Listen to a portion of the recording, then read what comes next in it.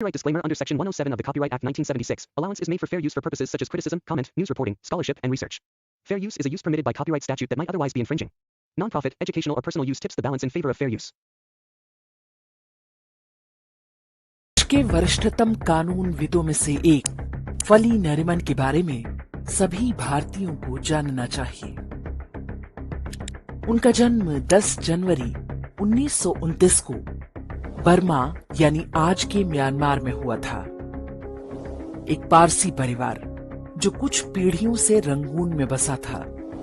Iran से इस्लामी अत्याचारों से भागकर उन्होंने यहां शरण ली थी। शिक्षा के लिए वे भारत आ गए। बर्मा में बौद्धों ने जब खदेड़ा तो भारत में ही बस गए। भारत के हिंदुओं ने उन्हें शरण दी। जन्म से भारतीय नागरिक न होने के बावजूद फली नरिमन न्यायपालिका के महत्वपूर्ण पदों तक पहुंचे।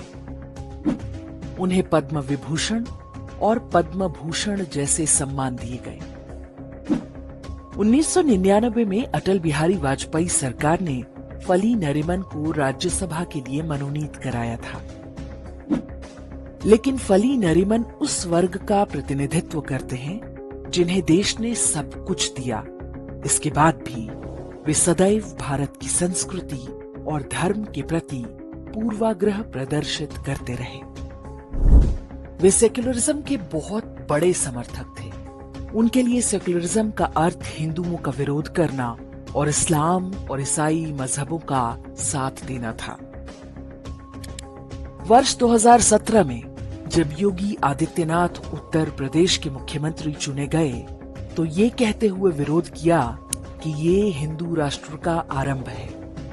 एक मंदिर के महंत को संवैधानिक पद पर नहीं बिठाया जाना चाहिए। फली नरिमन के बेटे रोहिंग्टन पारसियों के पादरी थे। जब उन्हें सुप्रीम कोर्ट का जज बनाया गया तो फली नरिमन चुप रहे। रोहिंग्टन नरिमन सुप्रीम कोर्ट में अपने कार्यकाल में ऋग्वेद को लेकर भद्दी टिप्पणी करने के कारण विवादों में भी आए थे। वर्ष 2019 में नरेंद्र मोदी सरकार ने जब कश्मीर में धारा 370 हटाने की घोषणा की तो उसका विरोध करने वालों में फली नरिमन सबसे आगे थे। इससे पहले उन्होंने भोपाल गैस कांड की दोषी अमेरिकी कंपनी यूनियन कार्बाइड का मुकदमा लड़ा था ताकि निर्धन पीड़ितों को क्षतिपूर्ति भी न मिलने पाए। गुजरात में नरेंद्र मोदी सरकार ने फली नरिमन को नर्मदा बांध परियोजना में अपना वकील बनाया था। उन्हीं दिनों में मीडिया में चर्च पर हमले की कुछ फर्जी खबरें फैलाई जा रही थी। नरिमन ने ये कहते हुए इस्तीफा दे दिया कि सरकार ईसाइयों की सुरक्षा में विफल रही है। भारत में हिंदुओं की गर्दनें काटी जाती रहीं। ईसाई मिशनरियों द्वारा धर्मांतरण चलता रहा, लेकिन कभी फली नरिमन ने एक शब्द नहीं बोला। फली नरिमन एक वकील के रूप में बहुत योग्य रहे होंगे।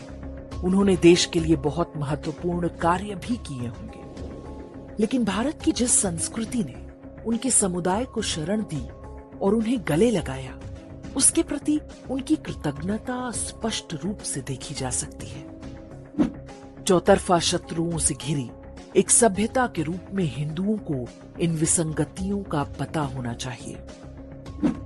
फली नरिमन से हमारा कोई व्यक्तिगत विरोध नहीं है, लेकिन एक समुदाय के रूप में ये स्मरण होना चाहिए कि पारसी